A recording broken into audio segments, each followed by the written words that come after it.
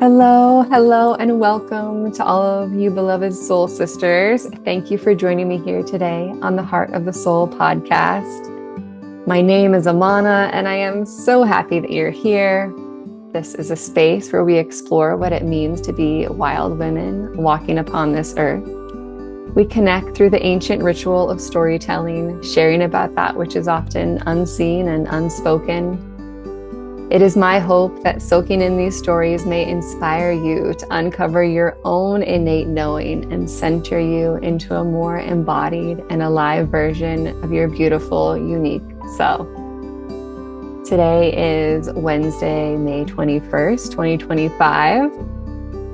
Our moon is currently waning towards a new moon in Gemini on Monday, May 26th, which is when this podcast episode will be released. I am extremely delighted to have Lea Peterson, host of the Wise Woman Diaries podcast, on the show today to share some of her stories with us. I was so grateful to discover her podcast several months ago and have enjoyed listening to the multitude of topics she covers on her show. I immediately felt a resonance with Lea and her mission from the first episode that I soaked in.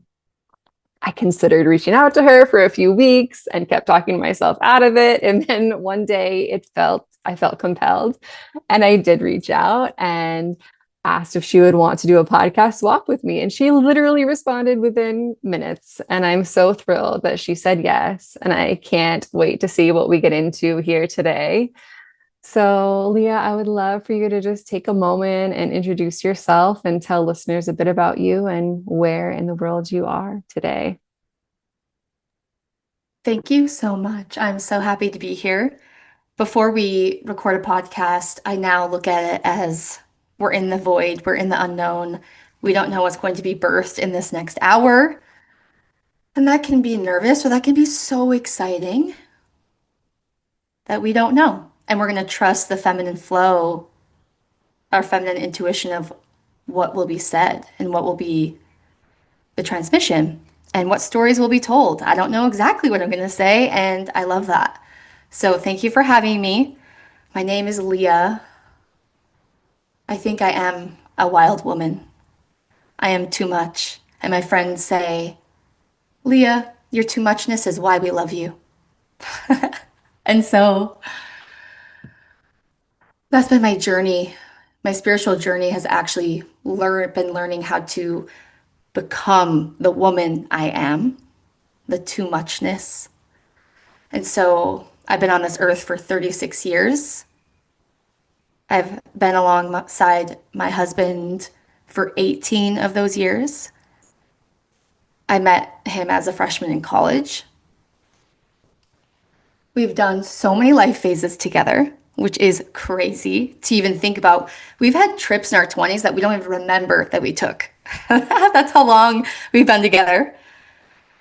We have created a life in Phoenix, Arizona together for about 12 years now. He's from Canada, I'm from Michigan. And we visited Phoenix, Arizona in August 15 years ago, and we just fell in love with it. And August in Phoenix is like 115 degrees. So I just think it's a soul calling of when you know, you know. And we never even had a conversation of we're moving to Phoenix.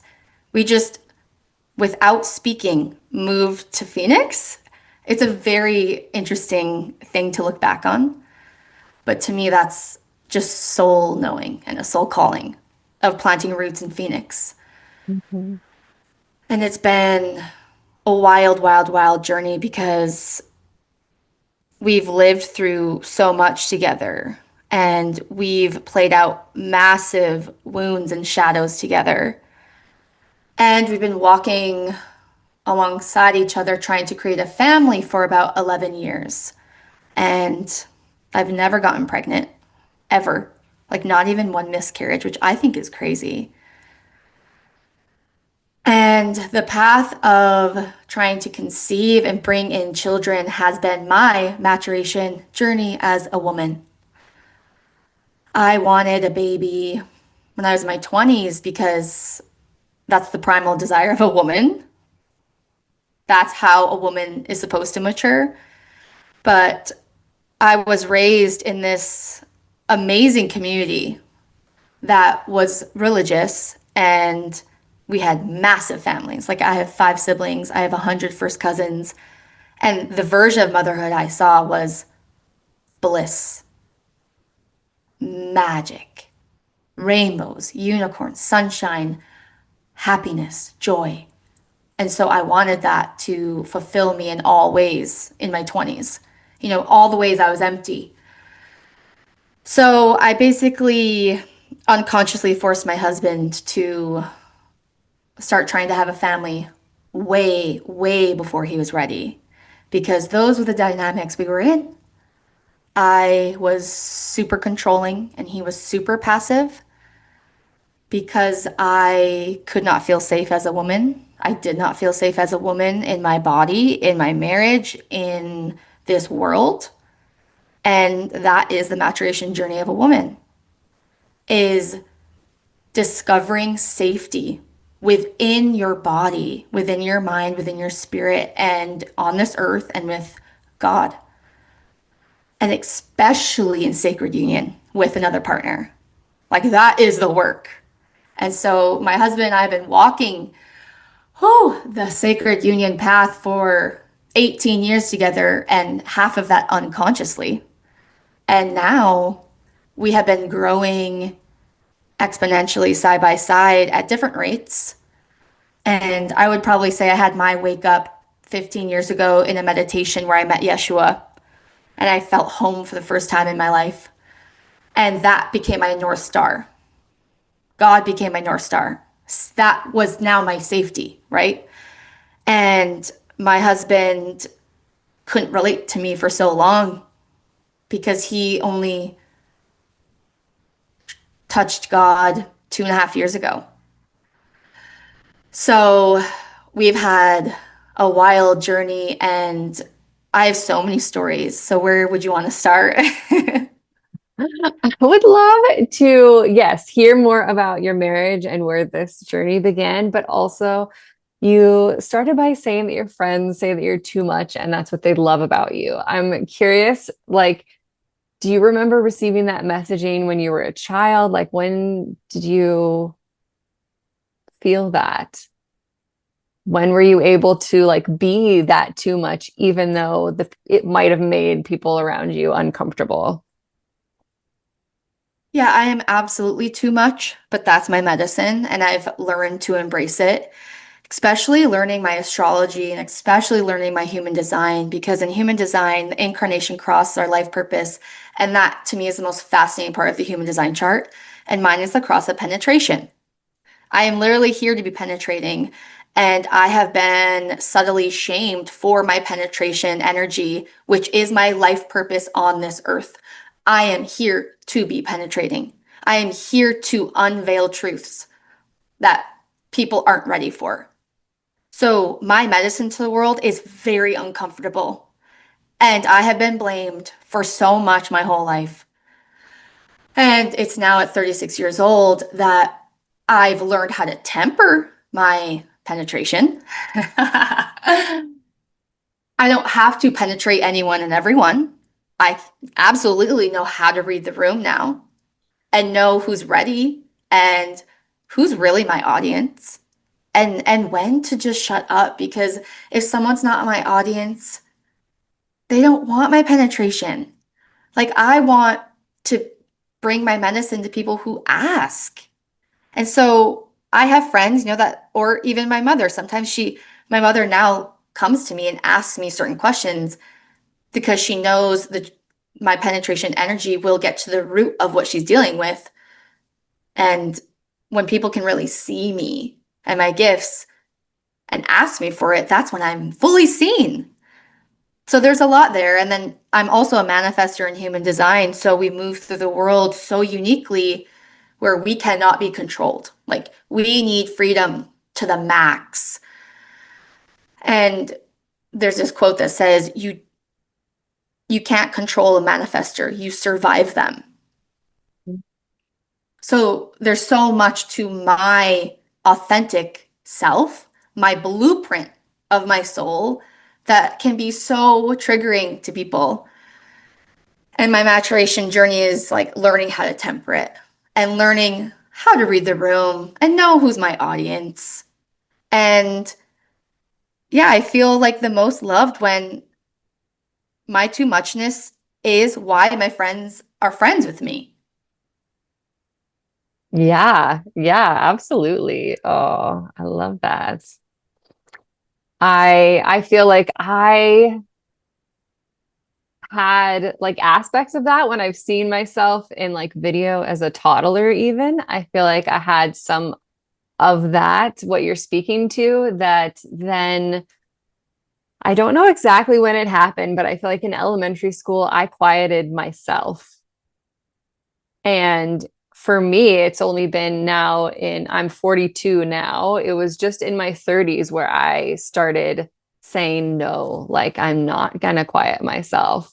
Like, this is who I am. I'm outside of the box, and I'm not right for everyone, and that's okay too. Like, I'm not going to be loved by everyone. I'm not meant to work with everyone. I know who I'm meant to be, and I'm going to start being that person rather than trying to fit into this good girl box that other people wanted me to be. That's what I find so interesting is we all have similar programming in this society where, we're silenced and told, be quiet, be a good girl. But I, for some reason, could not be programmed in that way. And so I've always had this wildness of this penetration. And so I'm just at one end of the spectrum, right? For some reason, I wasn't programmed in this way to be quiet and to be good. And that probably caused a lot of hurt through the destruction of sharp words when people weren't ready or something, right? I don't know. I just find that interesting that some people are very susceptible to being silenced. And then people like me, it didn't really put a damper on me. It's interesting. Yeah, no, it is. And maybe, but there's also definitely like in my teens and 20s, I knew people that are kind of similar to what you're describing, and I wished I could be them. I wanted to be you. I just, for whatever reason, in that moment in time, I didn't have the capacity. I didn't, but I wanted to be. So I actually like loved having people like you in my life as these models and possibilities of what is possible. So, Yeah, it's fascinating how some of us can be programmed in some ways and some of us don't. I just feel like it all goes back to our astrology, honestly, because we're always living it out. totally, absolutely. So, I would love for you to take me to conception, like when you first started consciously trying to conceive your soul babies, and like, did you have any relationship to the idea of conscious conception or spirit baby relationship, or were you just trying to conceive a baby? I've been studying astrology for a year and a half now, very slowly. So now I look back to when I started having the yearning to start trying. And I can see certain planets and certain transits. And I'm just like, oh my gosh, it's all so perfect. It's all so perfect. And so that's what I love about astrology is we're influenced all the time by the cosmos. And it's just so perfect. And so, like I said, I wanted to become a mom to become happier. It's like men want money, men want to be a CEO for the validation, to be alpha. Like I wanted a baby for a higher expression of being a woman, but to fulfill all of the holes within me that were empty because I needed an external thing to fulfill me. Just like we want a partner to complete all of these holes within us. And so that's what we do in our immaturity. Like, that's just what life is. I'm not hard on myself about that. That's what the journey of life is. We're unconscious and we're like, I need this money to fulfill me. I need two babies to fulfill me. And then whether we get them or not, we experience, oh, nothing can really fulfill us from the outside. It's all from within. That's the whole journey.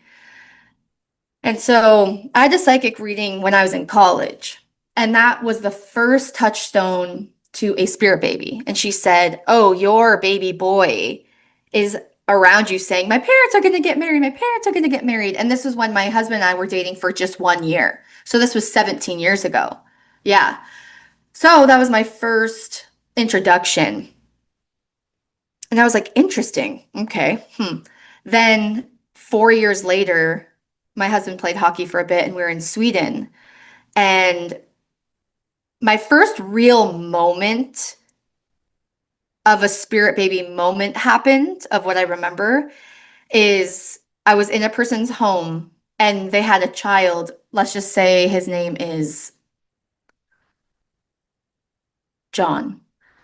And John is, okay, there is a paper on the door that says John's room. And I see the paper and my whole world stops. And John is my baby boy's name. And I know it. John, it's not John. I'm just not going to reveal it, right? It's a cute, amazing, unique name. And I see the words John's room and my whole world stops. And I'm just like, oh my God, that's his name. And it was the most profound moment I've ever had in my life. And I think that was my first profound moment. And that's kind of where it began. But then fast forward many years later, and I just decide I want to become a mom. And I convinced my husband to override his desires and just make me happy. Just, be a passive man and make me happy.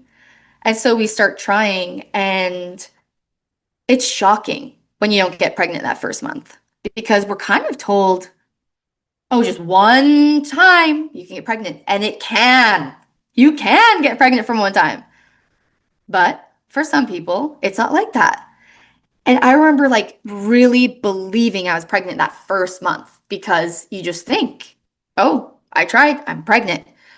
And wow, now it's been 11 years and I have thought I've been pregnant so many times. And what people don't talk about is the detriment to what we think is our intuition. So I thought I was pregnant so many times, and then, oh, no, I'm not. Well, I thought that was my intuition. I swear it was my intuition. And so then it's this massive repairing of me with my intuition. I thought I was pregnant. I wasn't. Well, how can I trust my intuition? So I've been through so many phases through 11 years. I had my victimhood phase. That was the first 2 years.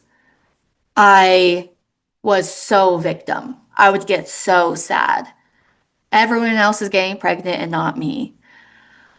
And then my husband and I separated because there was this trauma that happened. We separated for about 3 months. And that was the biggest grief in my life besides my dad dying when I'm 13. So the darkness of grief shatters your heart wide open, and your ego is so humbled that you go onto your knees and say, God, what do I do? Oh my God, thank God I didn't get what I wanted 2 years ago, because now I'm in this position where I'm single.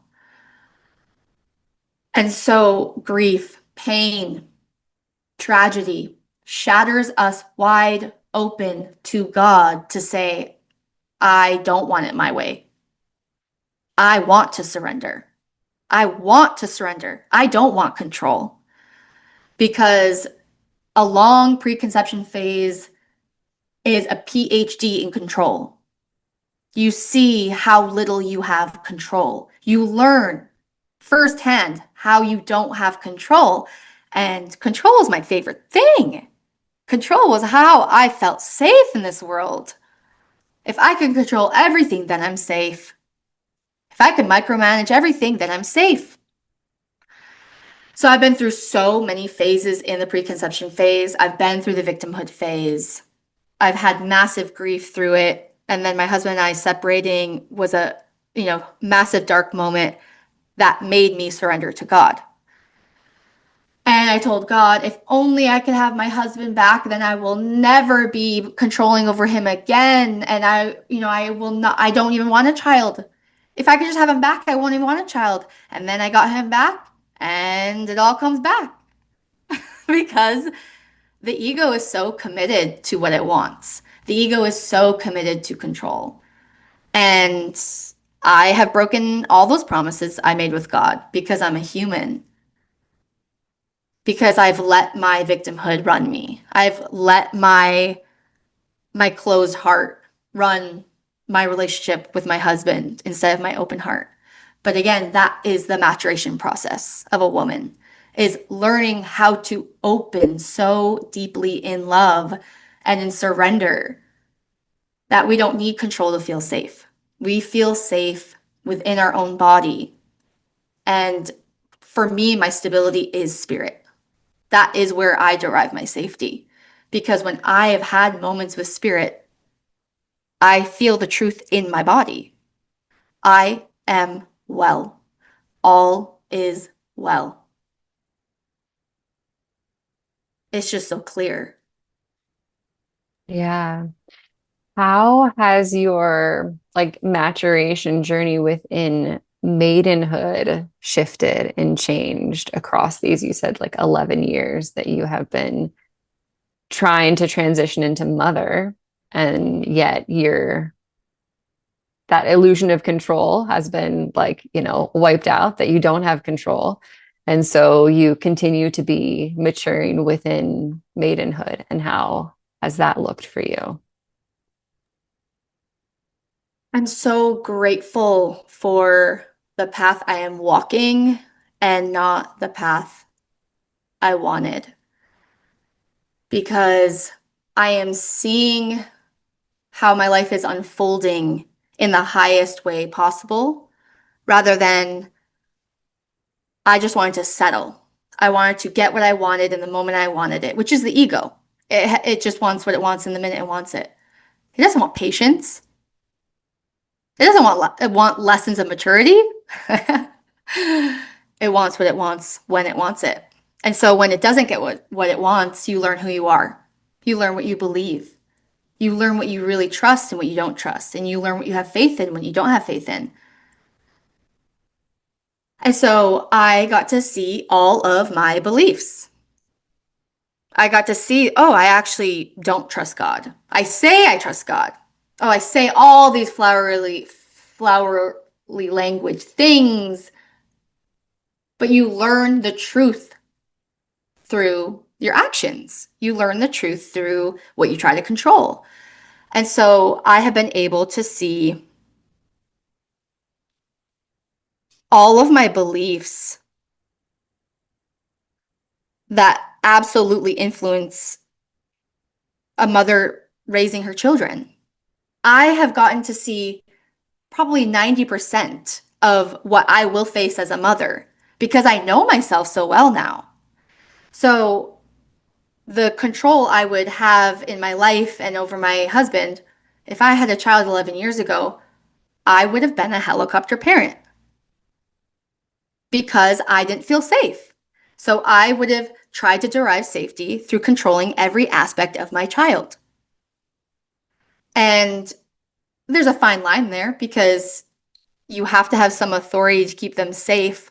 But the ego gets really murky in parenthood because it thinks it's the child. The ego thinks it's the God of the child. And so the power, the control over an innocent being, my ego would have gotten off on that. And it probably still will. But I know these patterns now. So I have had 11 years of seeing pattern after pattern after pattern.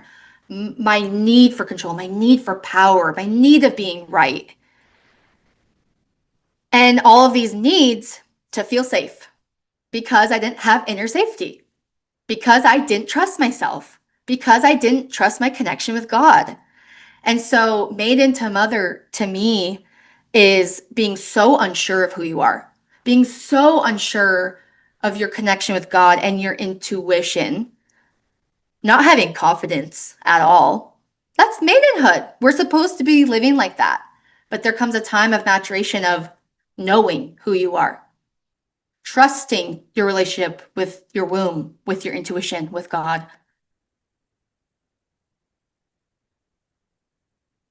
And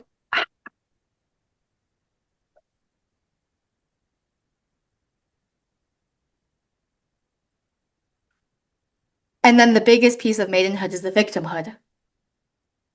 Poor me, poor me. I need saving. I need saving. God, save me. Medical system, IVF, save me. Drugs, supplements, herbs, save me. Bioresonance scan, save me. Chiropractor, save me. You know, we have all these external things where we just want to be saved from our pain, our suffering, our lack.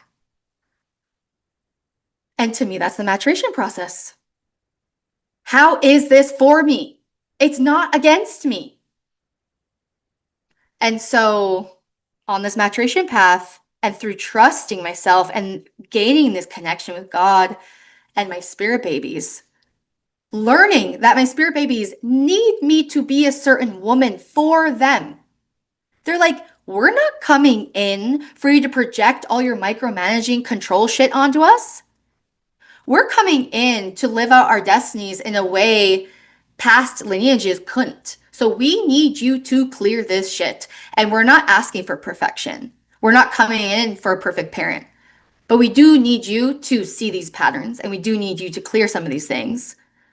And just being aware is everything. And I'm curious how you gained that. Like you spoke about that first time where you thought you were, or all of the times where you thought you were pregnant and you weren't, and how that, sort of hurt your relationship with your intuition. I'm curious, how have you been able to trust your intuition again and lean into that knowing of yourself? I've witnessed the power of my mind. I've witnessed that when I'm convinced I'm pregnant, I do create symptoms like I'm pregnant. I've witnessed the power of my mind. And the mind is powerful. And I've been learning how to walk having hope while unattaching my control. Like now, now, now. And it's literally walking the human spirit life. We're a human with a soul. And so that's what I walk all the time. And to me, it's the training ground for motherhood.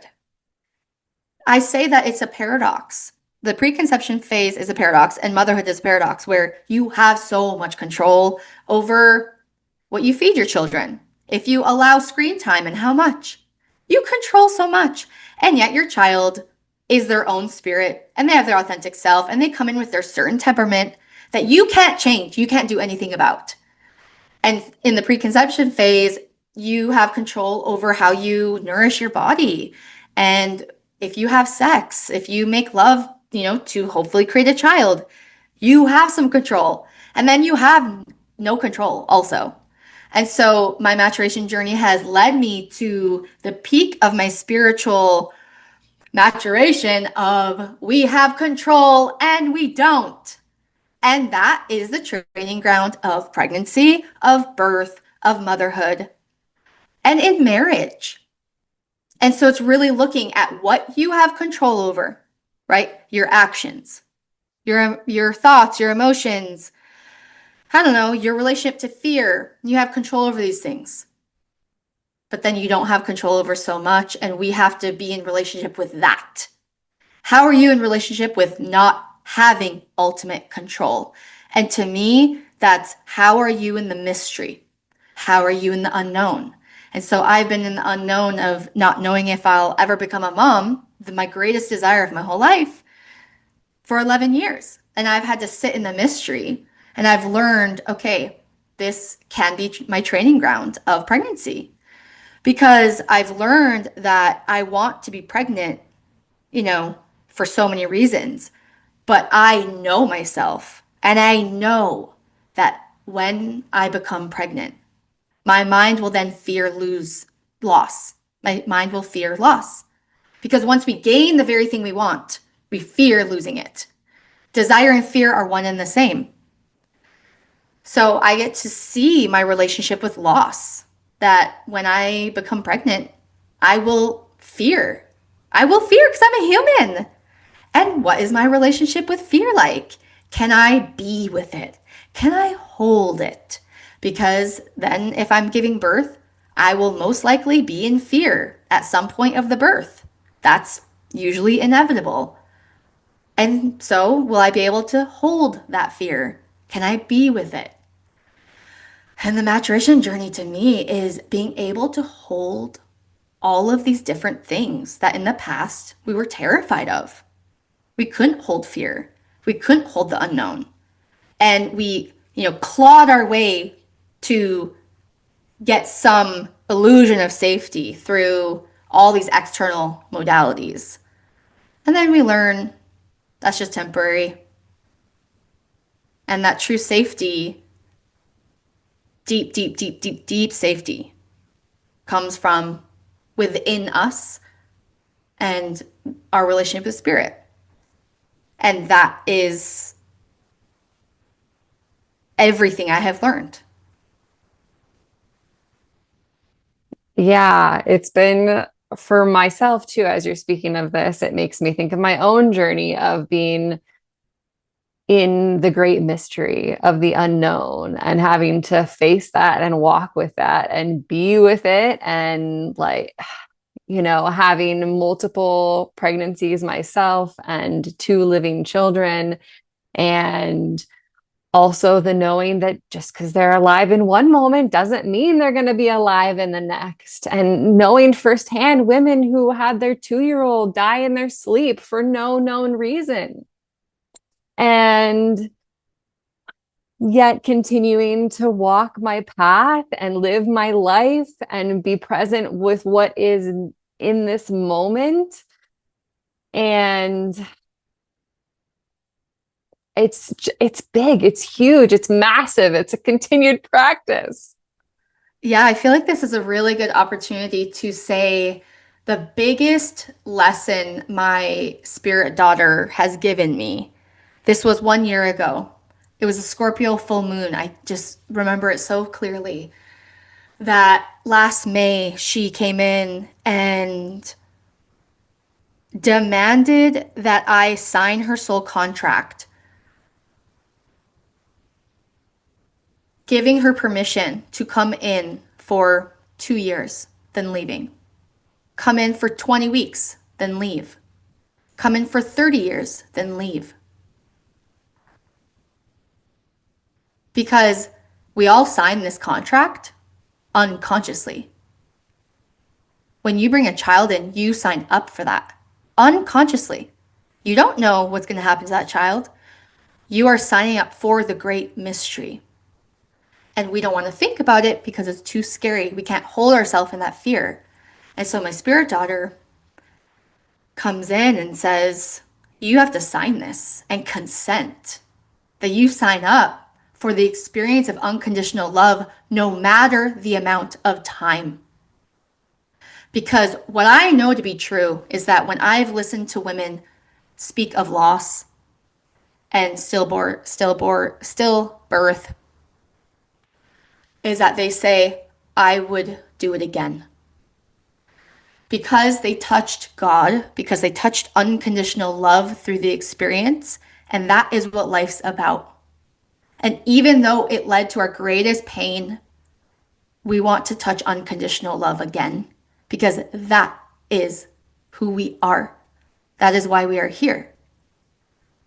And so I know that would be my truth. If I had a stillborn baby, I know that would be my truth. There's a reason women say that. I would experience it again. to know that unconditional love. And so I had to sign that contract with her.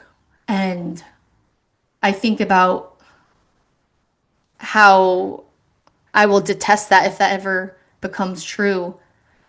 But I know my truth. I know my truth that I want to experience unconditional love no matter the time limit because I know that with my husband.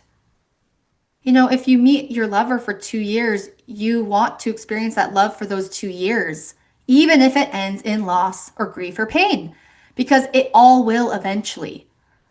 To love is to grieve because we all die. That's just the rights of being a human.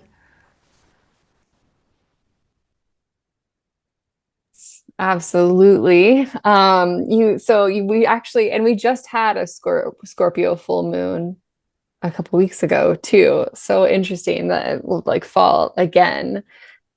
And I'm a Scorpio sun, so waters that I swim in. You said in one of your posts on Instagram that birth makes us face the truth of life, which is death. And I just want to say that here because that's also what you're speaking to here. That they go hand in hand and you can't have one without the other. And it just is. Yeah, Mhm. it just is. It's a part of nature. It's a part of us. It's a part of our life. It's a part of our human experience. And the way we detest it and fear it is what causes so much suffering. And I learned these lessons because I lost my dad suddenly when I was 12 or 13. I never remember ages or years or anything, but he was alive one day and gone the next. And so I learned the truth of life when I was 12. And that has shaped me, obviously, to live in the way that I live. That I am here to live today, right now, not for the future. And that's what's so interesting about the preconception phase or even pregnancy, because, the minute a woman gets pregnant, she goes 9 months into the future. Oh, due date. You're guaranteed nothing. Nothing. And the dreaming, which is not a bad thing, but the dreaming and the attaching of the 9 months in the future and the planning for the future is what leads to so much suffering when things don't go according to our plan. And so when we spend so much time in the future, especially in pregnancy, versus with the baby soul in the womb today, right now, I truly believe that if that baby dies, we have regrets of not being more present because death shows us the truth. When someone dies, we get these truth bombs of, I should have said this. I should have been more present. And that is the truth. And the ego comes in sometimes and adds more guilt over stupid things, which isn't the truth. But often, soul truths are there. And it leads us to just try to be present. So that's all I can do in my preconception phase. Because if I get pregnant, that's all I'm going to be doing is being present every day. You just use the words soul again, which I love, soul, and would love to know. I ask this question often and would love to know how you define soul. I think soul is consciousness. When someone dies and it's just their body, their soul is gone. Like it's just so apparent, right? They don't have consciousness in them. And I think consciousness is God, it's spirit, it's divinity, and it's our unique spark. But I do think when we come in on our exact birthday and exact time, we have more personality traits that come online through that astrology chart in this life, but our soul has a certain quality to it. It's a certain feeling. And I can feel that with my baby souls. I felt three, and they're so different. Like one is so powerful. She scares me. And that was my latest thing I wanted to share today. And then my boy is so soft. And then my other girl is just a ray of sunshine and just wants to have fun. Like they're so different. And to me, that is the soul. And so it's so interesting, like being in my position that when a mother loses their child, they get to connect with that soul after death. And you get to have them in your heart and feel them and know them in a different way. And I think we can feel that and know our children before they come to earth. A lot of people just don't do that because they don't have the time length that I've had and maybe just no blueprints of showing that. But I've been on that journey of connecting with my babies for so many years. And even that's a journey because I have felt them so close. And I'm thinking, oh my gosh, it's going to be so soon. And then years go by. And then I feel like so burnt, like so defeated. I thought it was so close. But everything is for us. Even times where I thought I was pregnant and I wasn't. I actually think that could have been my intuition because it led me somewhere. It evolved me. I learned. And so living this human life with a soul, I truly believe our humanness serves our soul. That's why we're here. So even if we choose in fear, even if we're living in fear, it can still serve our soul growth. Like we can't get it wrong, but we can add more suffering. We can add more chaos. And so, yeah, it's been interesting having this relationship with my baby spirits prior to them coming to earth. If they'll come to earth, I don't know anything. All I know is what I experience and feel in my body. And I don't know much else, right? We have to stay humble because we don't know everything. And that's the point of being human. Like the paradox of I feel and know so much and I feel like I don't know anything. So the story I wanted to share today is my powerful baby daughter, my spirit daughter, gave me that lesson of signing her soul contract, allowing her to come to earth for however long she wants. And I consent yes, which is terrifying. And she's given me so many lessons. And I went to this horse therapy on Sunday this week where there's 10 women, we're all on massage tables in a horse arena, and there's these horses that do energy work, and they're just themselves doing what they do. Who knows what they do? And I'm on the massage table and I feel my spirit daughter so powerfully that I start crying because I'm actually so scared of how powerful she is. And that's the first time I ever felt the true fear of how can I hold this powerful spirit? How can I hold her? I'm so scared. I'm so scared. And this is how I know that our greatest desire is our greatest fear because I was so scared. Oh, and the medicine woman that was supporting came onto put her hands on my womb and was supporting me. And then the two horses came right by my side. And they came and they looked into my eyes and they knew. They knew I needed that support in that moment. And it was a really, really, really big moment because I've never felt that level of fear of getting what I want and who I have to be to hold her powerful spirit. It terrified me. And I think it was just so essential for me to feel and know that fear because I mean, it keeps me humble, but it's true. Like it's just the truth of what I feel, and we have to learn how to feel everything that comes through, right? And so then this mantra came through and it was like, it's not a pass or fail. It's not a pass or fail. It's not a pass or fail. And I kept saying it over and over and over again because my ego loves to create this story that having children will reflect my self-worth. Will I have home births? How will I be as a mother? That it's a pass or fail. Bad mom, good mom. Every woman knows that story. And it comes up in preconception when you have the time to look at all this stuff. And so my mantra was just like it's not a pass or fail, and it's just living life with these souls that we have co-contracted with.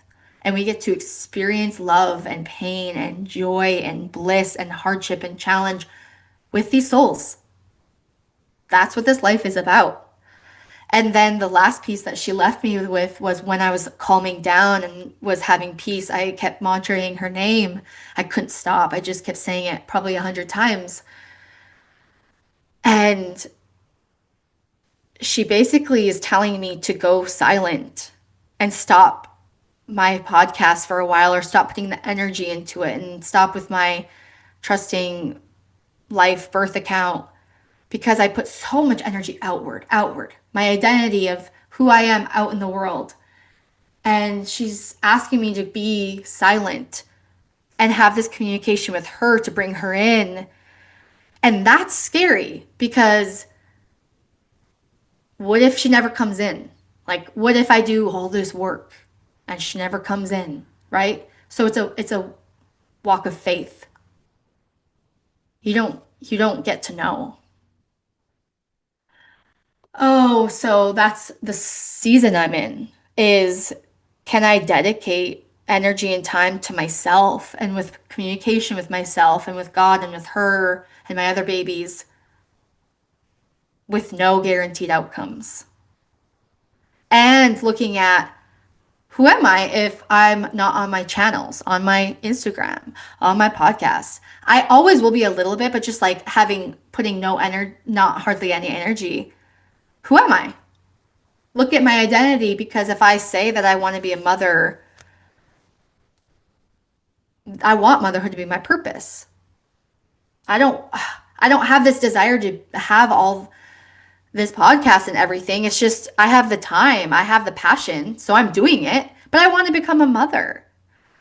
And so I get to like just look at all of this because I have the time. I don't like I just it's hard. Yes. Yes, how beautiful and big. Like what a request from her. Like that is so big. I actually went off of like deleted all my social medias for 4 years. Whoa. And it was incredible, hard and incredible and beautiful and wonderful. And I just came back at the end of this last year. I continue doing my podcast, which I liked, but wasn't on any of the other, no Instagram, like, and it also, it really clarified a lot for me. Like, there's a lot to be experienced and learned within that, like, that womb void of the quiet and the silent and not putting myself out so much. So I'm Well, so excited to see what happens with you. yeah, because I have resistance to it. I don't want to do it, but I felt this inward retreat for 4 weeks and it's been clear. And then she made it clearer. And then I asked my astrologer friend, like, hey, like, why am I feeling so much stillness? And she's like, oh, just because Saturn's going to go right on your Mars in Aries. And I have Mars in Aries, which is this like power, fire, instinct, drive, where I have an idea, I make content, put it out in a second. I just, that's how I live my life. I have an impulse and I do it. And I have this conjunct with Saturn right now, literally right now, that's just asking for a pause to just have discipline and it can feel like a blockage, but there's so many gifts that could come in the stillness. And that's what I've learned of slowing my life down and having so much stillness because I have like quit my other job. I have so much stillness in my life, and like that is when you face things. I mean, it's so easy to be caught up in all the doing in life, and it really can be such a practice be, to lean into the being of life. And like you said, the stillness and what am I without these other things? And how will I fill my, time and my mental time, my physical time? And how will that look different? It's just always astrologically perfect, is what I've learned. But I have been seeing that I also did not travel for 8 months, and I used to travel all the time. I was a traveling photographer, and I would be on a plane. I would be on a plane like every 2 weeks. And so I've been slowly not traveling, but I completely did not step on a plane for 7 months intentionally because I knew it was right. And so I was with my husband every single day for 7 months.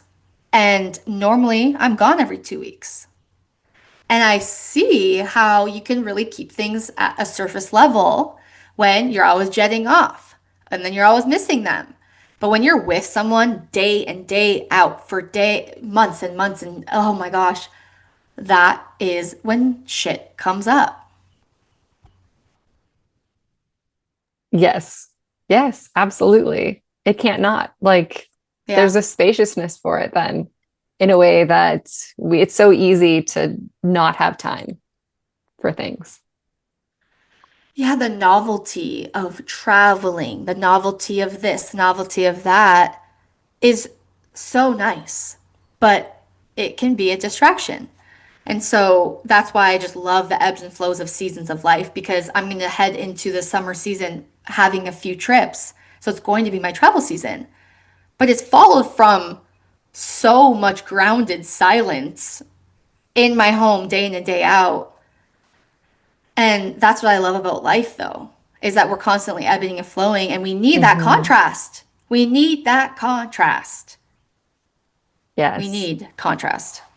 Yes. What are you like leaning into right now? What is lighting you up in your life at this time? Ooh, it's opposite for me. It's opposite for me because I am lit up every day. I'm so passionate. I'm a triple air. I'm a Libra, Aquarius. So I'm like always studying, learning, reading, podcasting. And like I said, in the past 4 weeks, I have been grounded. I have been in silence and stillness in a different way than I've ever known. And looking at my chart, I could be in this maybe for 2 years. So I have no idea. And I don't know what's going to come tomorrow. And I just saw this video on Instagram from Teal Swan this morning saying the collective energy that she's seeing right now after having a Europe tour is that everyone is on this brink of like uncertainty because like you were saying before we were recording, it's like we're in transition right now. And if we know astrology, we know this. And so like I don't know anything right now. I don't know anything. My husband and I are going to put our house on the market, which is a big deal. We've been getting it ready for months. That was a whole other spiritual journey, getting that ready. We're putting our house on the market. We're going to try and go on some travels. I'm going to try to connect to my spirit babies more, even though I'm terrified I'm going to put in all the time and not have any results. Well, you're going to have results, maybe just not the outcome that you're wanting to get Exactly. from those experiences, but you will be gaining things from those experiences. Exactly, because I'm going to create more connection time with me and myself and me and God. So, so much will be there. But my mind, right? My mind doesn't want to do it because what if it's all for Hmm. nothing? What stories were you told about your own conception and birth from your mother? I feel really grateful for the example my mom set because my mom loved being a mother. But she wanted us to have certain luxuries or physical things, so she always worked. Mm, She always worked, and I know she regrets it. That she put money above presence a lot of times. mm, And I love that she has said that. I love that she's told us that. And I've learned a lot from her with those reflections. She's a really aware woman, but her births, she had 6 C-sections. And she's one of maybe 5 sisters, and all the other sisters all had vaginal births and many children. She's the only one that had C-sections, and she doesn't know what it's like to give birth vaginally. And that's sad, right? And so I know she's dealt with that. And so there's things there, but I wish I had my grandma to speak on her 13 births. She had 13 kids. And the lack of breastfeeding. Like she breastfed her first 3 babies, I think, and then the rest were like carnation milk because that was the era. Like I wish my grandma was alive so I can have these conversations. But it's so exciting to see what's happening in our lineage. Just in 1, 2 lineages, how much can be changed and oriented in a different way. Because that's what my spirit daughter has told me is she has the audacity to ask for the highest expression in all things. And so she's going to get it. She's asking for conscious parents. She's asking for a conscious birth. She's asking for a conscious pregnancy. And she's even asking for some like lovely, luxurious, earthly things. And my lineage is like, no, money's for survival. Money is for survival. And so she's just raising the bar tenfold. And I'm grateful because I would have settled. And I think I want to end that with this 6 year old little psychic girl, my friend's daughter, many years ago. She asked her daughter, why won't God put a baby in Leah's belly? And she says, I see Leah sitting on the floor with everyone eating cookie crumbs. And God comes to her and picks her up off the floor, and she's scared of where she's going. And God puts her at a table of all the dessert she could ever want. And she gets to have a table of all her dessert while everyone else is eating cookie crumbs on the floor. And I literally think of that story so often as my hope, as my beacon, that my ego wanted to settle 11 years ago. It wanted to get what it wanted in the moment it wanted it. But my soul is leading me somewhere far more expensive. My baby souls are leading me somewhere so much better than I could have written, than I couldn't have even dreamt of the places my husband and I are now at. And so that's what keeps me going is we think we know what's best for us and we really don't. yeah. Oh, yeah. There are stories in my life too where I say that like I couldn't have like written it better. Like I would have written it in this way and I would have had it unfold this exact path. And yet the lived experience of what was to be was the most magical thing I could have never even imagined. Yeah. Yeah, I love saying that the unknown, the mystery that we think we're so afraid of, no, that's the space of infinite possibility. Hmm. That's the space of infinite potential. And so Yes. I wake up every morning now being like, I'm in the void of today. I'm in the unknown of today, and anything can happen today. Like in the morning, we have unlimited potential of what can happen in one day. And like we want it that way. We don't want the alternative. We don't want to wake up in the morning and know minute by minute what's going to happen in the day. We want the magic. We want the unknown. We actually prefer that. Yes. Yes. As we circle towards our close here, I'm curious if there's anything that you might want to share with another woman that is in like maybe the preconception, like heading towards the possibility of trying to conceive, or has been also in this conception journey like you, that they might like to hear from you. I have so much to say, right? Like all of this just skimmed the surface. But I Hmm. think it's so important to widen our perspective and have this macro perspective of what if your baby spirit is guiding you right now to become the mother they need you to be.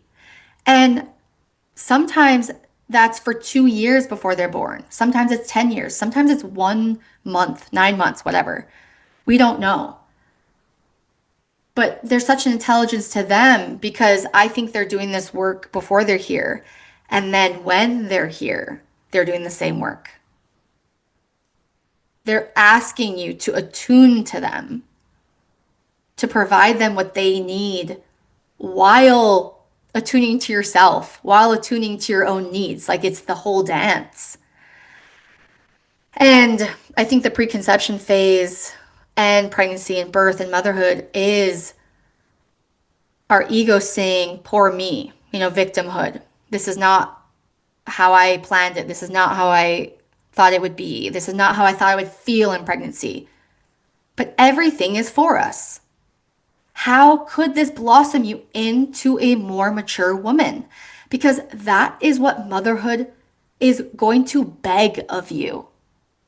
How can you mature? Because we all basically know now the culture of immature, unintelligent adults that we were raised by, right? We're in this culture shift of, you know, this whole thing with grandparents where there's a lot of grandparents that are still so emotionally immature and they had children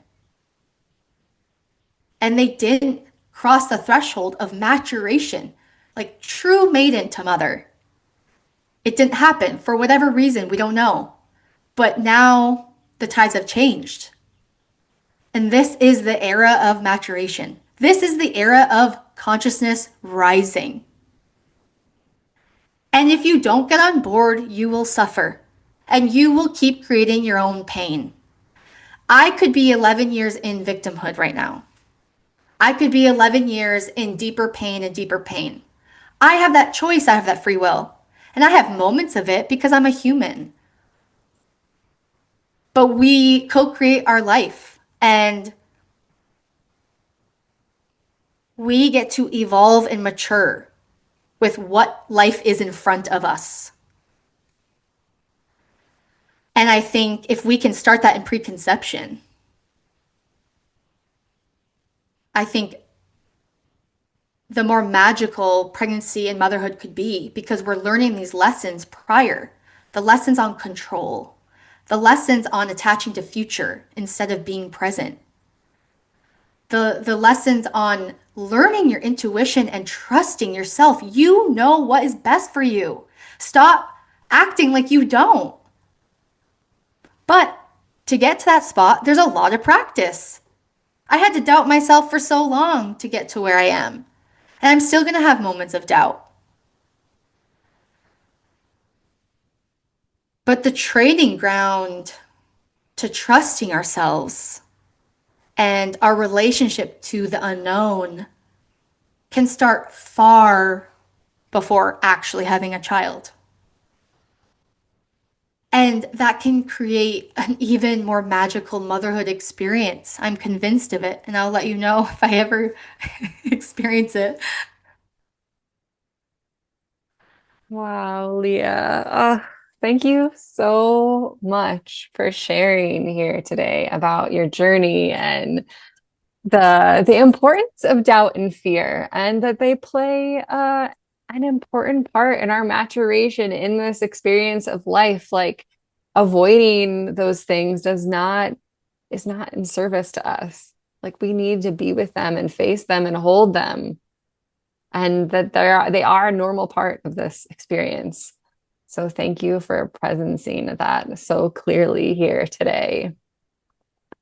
I am just, yeah, so grateful to have shared this time and space with you through the cosmos. And I would love for you to share where women can find you and listen to your podcast, your 100 and more episodes that you have there.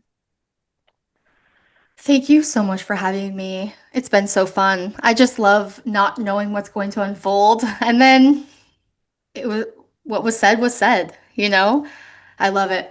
It's just such an exercise in trusting yourself, honestly. That's why I love Mm. podcasting.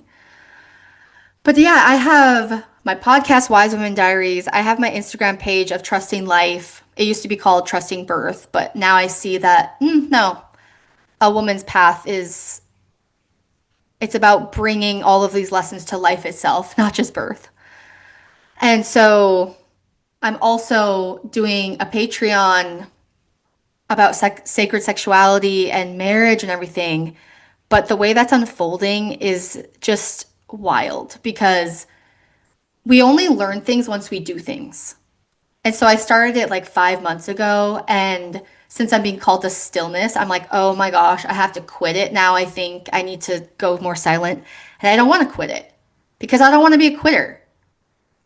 And yeah, so it's just so interesting.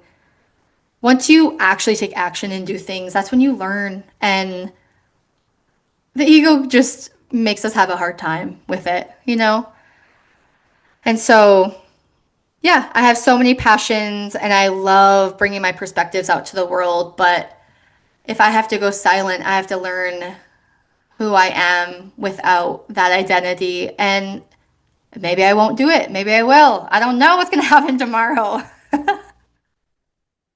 Oh, I love it. I love how open you are to not knowing what your next step is going to be. And if you might, discontinue something you had imagined doing, like that has also been a lesson for me too, because I also want to be like, yeah, follow through and do what I said I was going to do. But there are also these moments in life that call us to actually in a sacred way, say, no, I'm gonna like change course here. And that's okay too. It's hard. It's hard to walk the line of your ego wanting to quit when something gets hard, your ego wanting to quit for other reasons, and then other times when you're just like, I have to do this. We're just always learning. Yes. And like you're saying, we don't learn by like not doing I either. know. Like so many people want to learn by just watching someone else do it. And it's like, no, that's actually not like you can watch someone play basketball all day. It doesn't make you a better basketball player. Yeah, and you won't get the wisdom. The lived experience Yeah. wisdom. Yeah. Yeah. And so yeah, who knows what the future's gonna hold? None of us know. None of us know. No. And tomorrow is guaranteed to nobody. Like I know. I we know. don't know. Yeah.